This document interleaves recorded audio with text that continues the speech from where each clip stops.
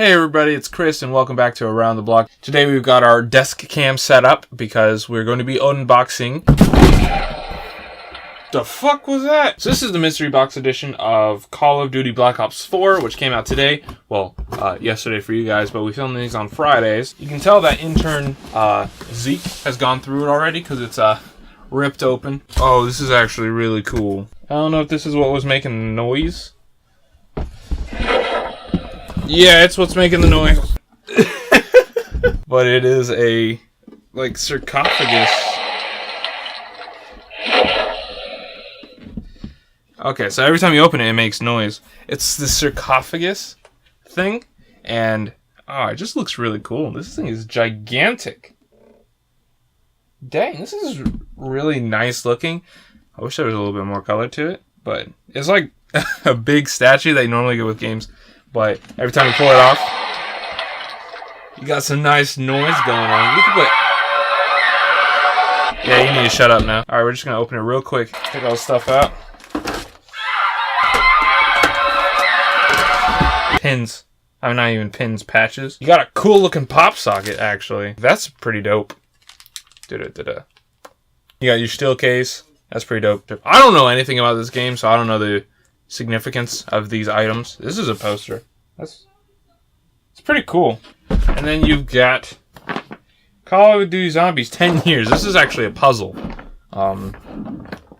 Yeah, 10 years of Call of Duty Zombies.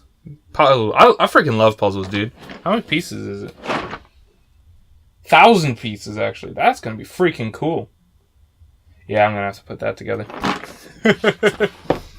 Alright, so everything else, that's it. I don't know how much this thing cost, but I don't know, it's pretty dope. A lot of people are complaining about collector's editions recently, about how like they're just ridiculously expensive. I know a lot of people use it as an excuse on how much money companies are making, but I don't care. These things are cool. Oh my Jesus, stop! So the first story I wanted to talk to you guys today was about the in-game purchases of Assassin's Creed Odyssey. Time savers, experience boosts. Seems like a lot of people on the internet are getting up in arms about this, especially on YouTube. The first one that brought it to my attention was Jim Sterling, who's very vocal about his disapproval about just about anything Ubisoft does. Video game journalist Jason Schreier went on Twitter to say, "It's sad how YouTube facilitates this culture where people toss around the words like exploitative and predatory without really thinking about what they mean. Assassin's Creed Odyssey's microtransactions are, at worst, annoying. They are not a cancer on the video game industry." Here's my take. I've spent 25 hours with Assassin's Creed Odyssey so far, and 1, it's phenomenal. 2, I've never once noticed or thought about the XP boosters or microtransactions. That probably wouldn't make much for a YouTube video, though. So here you see Jason taking pot shots at YouTubers, saying that they're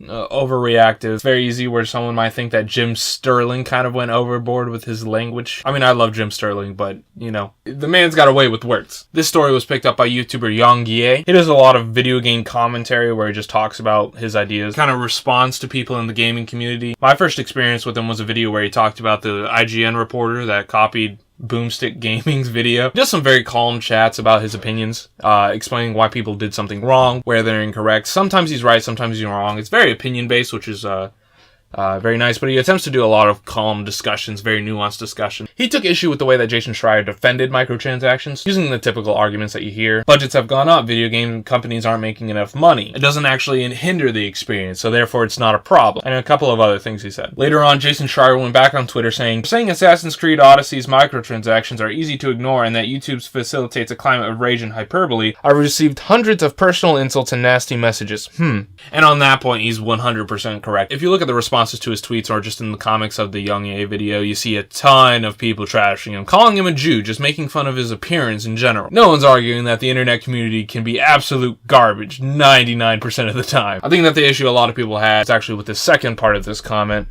Microtransactions are a complicated topic. Most things are. It's my job as a reporter to ask questions, to give you my honest thoughts, and to explore the nuances of an issue like this. If you just want to hear about how evil they are, feel free to go to elsewhere. And this is at least where I took issue with the topic. Microtransactions are not that complicated. If they serve as a way to enhance the experience, then they are welcome. It is perfectly fine to make more game and sell it. Good examples are DLC that expand upon the main story, skins like what you can buy in Fortnite, original soundtrack, stuff like that. things that are not okay, making the game more difficult and telling people to pay you for the easier version. And while yes, for people who go and play the side quests and do the extended parts of the game, it may be easy to ignore experience boosts. There are people who don't care about side quests, or people who just want to play the main story and get to the side quest stuff later. But for people who just want to go through the main story, they should not have to pay $10 extra for it to be entertaining. If your game doesn't work, it's broke. Saying it's okay to charge $10 for a reasonable rate of progression in a video game is like saying it's okay for a movie theater to charge you $10 extra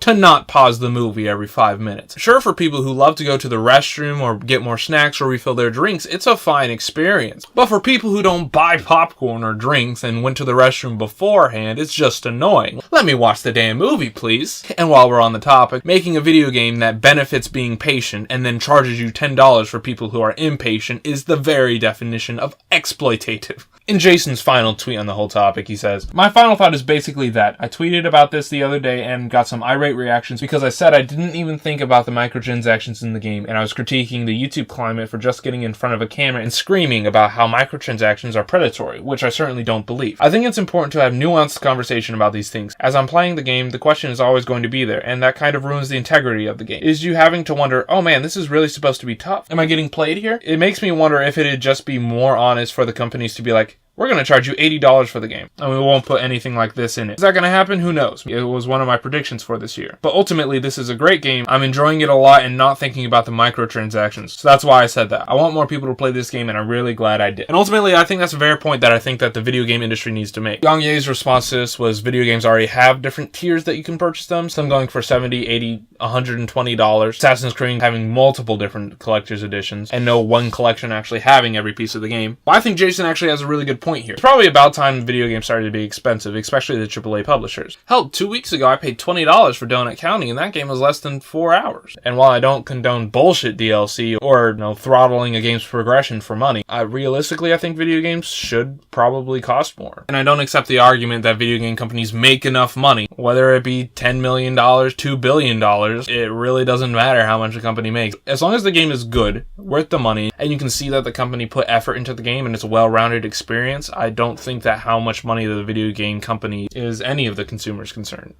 They should be able to make millions of dollars, billions of dollars if it's a really good game. Hell, no one gets on YouTubers for making more content. Hell, most of Jacksepticeye's videos have the cost of a couple of dollars, but he's still selling you a bunch of crap. Nike shoes cost like $3 to make. They still sell them for hundreds. And as long as people are willing to buy them, I think that that's completely a normal thing. That's just how business works. I wouldn't be the first person to release this $80 game just because I'm not going to be the one to throw that wrench into the system. But I don't think that it should be something that everyone's so afraid of. And stepping into more awesome things this week, next up we have Mundfish, the company behind Atomic Heart, announcing its pre-order and beta coming fourth quarter next year. It's an alternative 60s first-person RPG, and frankly looks a lot like BioShock, and has 3 editions for pre-order. The base game 50% off for $30, the Deluxe Founder Edition for $45, and the Atomic Founders Edition for $90. The game doesn't have a release date, which for me is really weird. I don't know if I feel comfortable pre-ordering a game that doesn't even, they don't know when it's coming out. I don't know, maybe I'm gotten hardened by all these Kickstarter releases. They're pretty bad. Like the Ouya. And next up we have Morbius, the Spider-Man spin-off film. Another movie about a Spider-Man villain. This one being about a doctor turned a vampire. Most of the time he's a villain, sometimes he's an anti-hero. But he is going to be played by Jared Leto, who confirmed his casting earlier on this year via Twitter. The movie's starting filming in early 2019, probably around February. They haven't decided if they're trying to go for an R rating. I feel like it's going to get a lot of crap if it doesn't, but personally I don't think that these movies really need to be R-rated. Of course, I just love seeing the Spider-Man villains on screen. Also in supervillain news, we got James Gunn announced as the writer and director for Suicide Squad 2. Personally, the only good thing about the first movie was 21 Pilots. The song was great, and I feel like they really underused it. The rest of that movie was a hot mess that just didn't make sense. I don't know, I'll probably go see this movie. I'm not,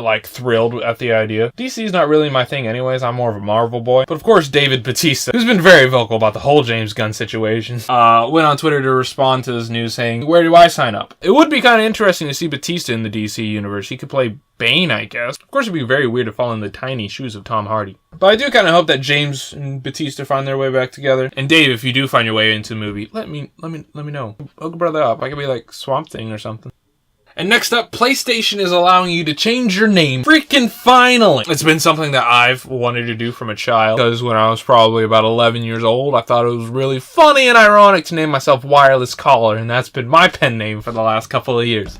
Real genius. It was a Terrible name. Terrible name. Of course, it will come with a couple of problems because of the way that PlayStation shares your names with third-party developers and other things. There will be a couple of options allowing you to revert to your original name just so that friends don't get confused or that there aren't very many errors with video games. There shouldn't be any issues with video games released after April 1st of this year, and reverting back to your original name should correct most issues. But in the short term, this is kind of a win. Finally, Lego Overwatch is here. I feel like that Overwatch has kind of been everywhere recently. We just got those pop figures of them. Just got a bunch of action figures I've been seeing in comic shops everywhere. And now we've got Lego versions of a couple of heroes. From what I can tell, they're only going to make 6 of them. Of course, everyone was surprised that the first one announced was Bastion. Of course, to me, Bastion seems like the most Legalizable of any of the characters. He's one of like 2 characters that wouldn't require the little human. The others being like Reinhardt and Hammy. In fact, I don't know how they would make Lego versions of like Lucio or Genji. But so far, Bastion's all we've got, coming with 182 pieces, including his bird, which I did not know how to name. Ganymede. But they're going to be in limited stock and you only can get them at the Blizzard store online. And just like last week, Inktober's still going, so I'm throwing a couple of pictures up on screen. Just take a look at all of these talented people. How do people get so freaking good? There can't be this many artists in the planet. And anyways, I'd love to hear you guys' opinions about anything we talked about today. Put those down in the comments below. And as always, I've been Christian, you guys have been amazing, and I'll see you guys next time. Peace.